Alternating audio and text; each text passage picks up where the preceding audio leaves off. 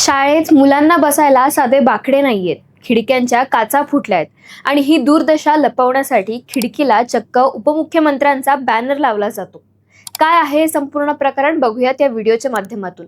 पण त्यापूर्वी सरळ सोप्पाला फॉलो आणि सबस्क्राइब करायला विसरू नका। स्वातंत्र्याला 80 वर्षे उलटूनही आपल्या सरकारी शाळांची ही विदारक अवस्था पाहून हिंगोलीच्या जिल्हा परिषद शाळेतून कॉक्रोच जनता पार्टीचे अभिजित दिपके यांनी सरकारी स्कूल ठीक करो या अभियानाची थेट सुरुवात केली आहे। गावातील शाळेची पाहणी करताना तिथलं विदारक चित्र समोर आणत त्यांनी व्यवस्थेचे वाभाडे काढलेले दिसून येत आहेत।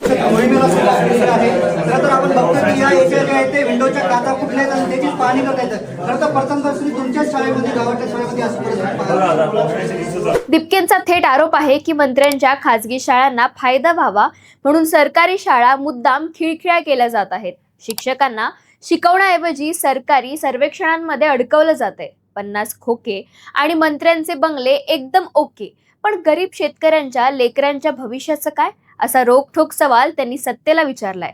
तर तुम्हाला काय वाटतं? दिपकेंच्या अभियानातून नवीन संसद आणि मंत्र्यांचे बंगले बांधणारे सरकार या चिमुकल्यांना हक्काचे वर्ग आणि शिक्षक देईल का?